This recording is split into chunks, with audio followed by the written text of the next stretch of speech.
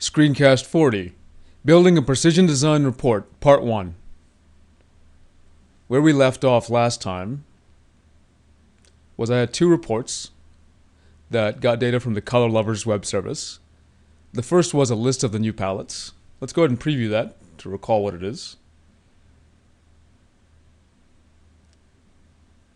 And I would click on this link here under ID, and it would open up a detail report matched to that ID. And you see it's 92095, that's the one I clicked on. I'll go back and I'll press on 1930. There we see the number. And the point of that previous screencast was to show, that was screencast 38, was to show how data context can be passed via parameters from the source report design to the destination report design. And this is, of course, the destination report design, which is a precision design. Let me close these previews and open up that report model. Oops, I accidentally dropped and dragged. Wrong one. There. Demo Color Lovers palette detail. So it's a precision design. Right click and edit the designer. And this was just a very simple design. All it had was two text boxes, and it didn't have any data. In fact, you can even see that there was a warning, not an error, but a warning for the precision design saying that this thing had an empty datasets collection. Again, that's okay for precision design, though it's a bit of a weird thing. But for auto designs, that would be an error. Now, what we want to do is build a report that shows the details of a certain palette. And this is going to seem like a very trivial thing that we want to do, but it's going to teach so many techniques that are very important. And the first is, I have this idea maybe. Let me just make this go bigger, and I'll view the toolbox, that I could drag in a bunch of text boxes and fill it in, and I can make a report. I can do that, and that would be a non-data bound report in the sense that I'd be going against a data method which would return get an XML object, and I just look at that object directly and get data. So it would be a non-data bound report. But for reasons that may not be totally clear, I'm going to pick to implement this as a data bound report, which is a more useful generic technique. And so essentially I'll be getting back a data table that has one row, which is just the exact palette under consideration. So how will I do that? I'll go ahead and close this design. Now I have no data sets, but I have already implemented this data method. Let's take a quick look at it. It's a data method that says get palette data. It takes a string ID. So an example of an ID would be, I'm opening up one of the Color Lovers websites, and this is the API that gets the palette for 113451. That's the ID. This is the XML that's returned. So I sort of pass this value in as the ID, right? Constructs that URL, and it calls this helper method I created in my sample code reports library called getPalettes. Let's go ahead and go to the definition of that. And you saw very similar code in a previous screencast. I've just moved it into this shared location. What it does is, given a URL, and it assumes this URL contains one or more palettes, it creates a data table and takes in the information from those palettes and puts it in the data table. Right? So I'm going to pass in a specific palette, so I'll only get one row back. Now let's go back here and let's first create our data set. Right click on data sets, add data set, and we'll call it palettes. And it's not going to be a query, it's going to be a business logic for the data source type. Then under query, this node, this property, I'll click here and I'll see get palette data. Now remember that get palette data needs a parameter, right? And if I go OK and I type in just blank, it's going to get at least this, right? But sometimes, depending on your data method, you'll need to actually enter a specific parameter. Otherwise, the data method won't execute. Well, in this case, it worked for me. But be aware that sometimes you'll need to put in a specific a value, and I'm like 113459 or whatever.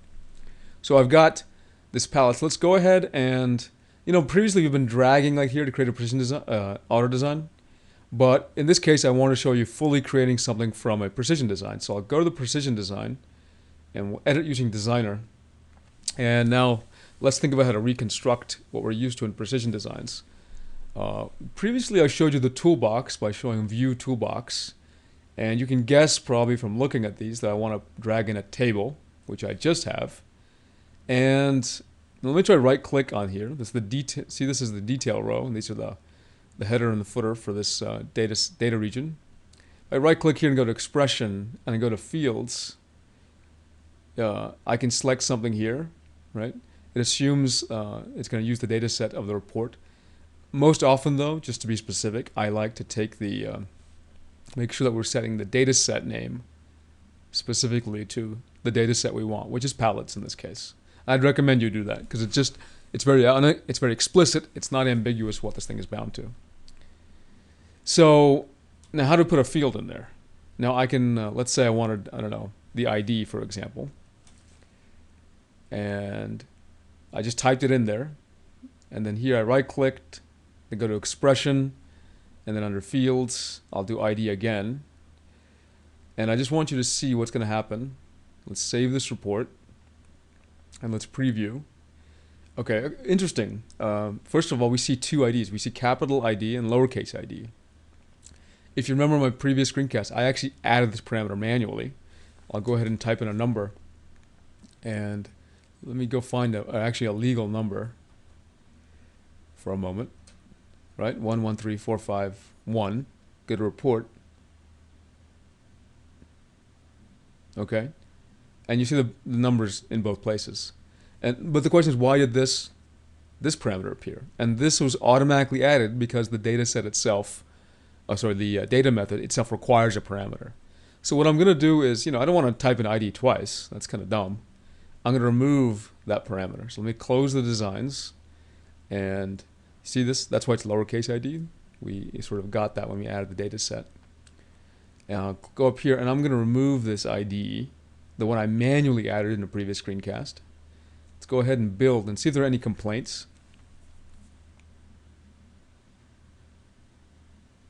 Now we see there's some errors here, right? What's going on here?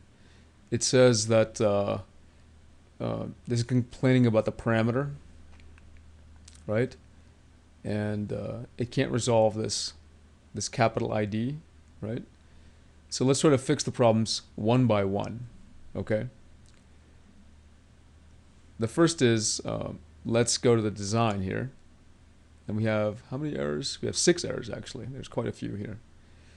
There's an error on the drill through, but let's fix it one by one. First is, let's go to the design. And you can see there's the validation errors. Parameters bang capital ID dot value could not be found. That's the preview. Let's go to the design, the designer. Let's fix this. Right click, expression, and parameters. You can see that this is the one, palettes underscore ID. Oops, I didn't change it correctly. Let's try that one more time. I'll erase that, put equal sign, then parameters, double click. There we go. Now let's go ahead and save it. I'll go build and let's just see what other errors are now available. Now there are 5 errors. That's very good. Now the ID, let's look at number 5. ID, the reference per report parameter does not exist. Refresh the parameters collection for the drill through collection. Now, this is really interesting, right? What does that mean? Now I think what that means is here on the,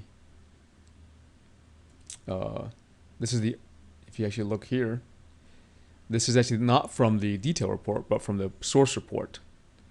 Let's go back there, and it's saying that this capital ID doesn't exist, of course. It's asking me to refresh, so I will. And now we see the new one is there. Okay. Now when I refresh the new one, I still have to add these other parameters there. So I'll go ahead and add, where is it? That one. There we go. Let's go ahead and build one more time. We should see fewer errors now.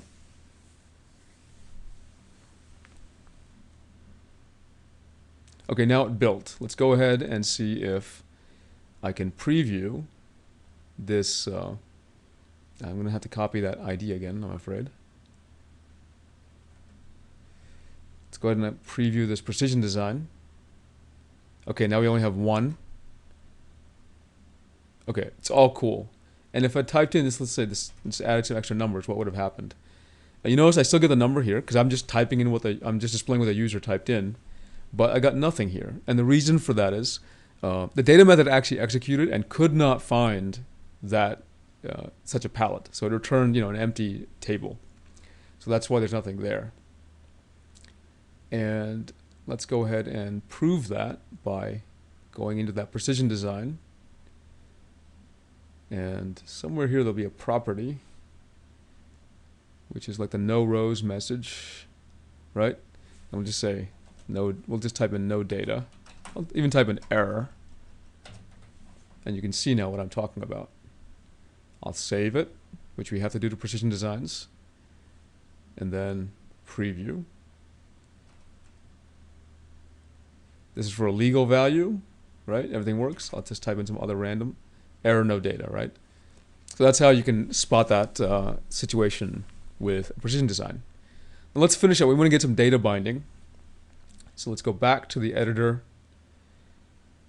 And manually I was typing these in, right? You remember last time I did fields. I was clicking on expression, clicking here, and then let's say username. And I typed in, or I could type in username here. Pretty tedious.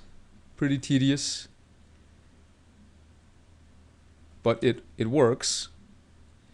There's actually a way of making this more optimized, but it's not obvious.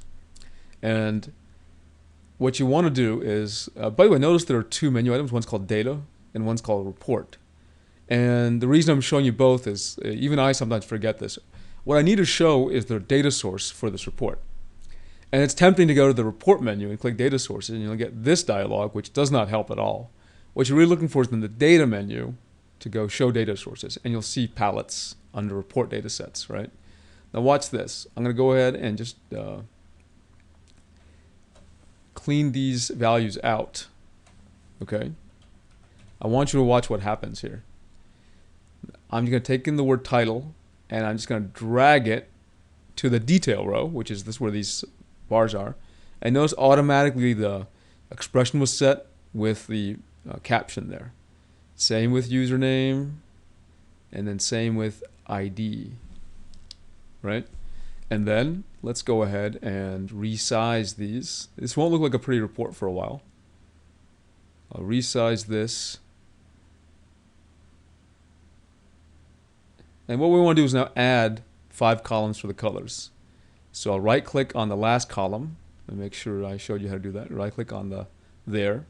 Add column to the right. To the right. That's 3 columns, 4 columns, 5 columns. And now let's drag in these values. Now I'm going to make a mistake in the next one. I'm going to drag in not to the detail row, but to the header row. See what happens. See, I get something kind of odd there. And I don't want to talk about what that is for a second. So I'm just going to hit Control Z to undo that. And it undid a couple of drags. So I'm going to redrag them like this. 2, 3, 4, 5. Save it. And close that. And let's go ahead and preview the precision design. And I need to make sure I copy in the color, the palette number.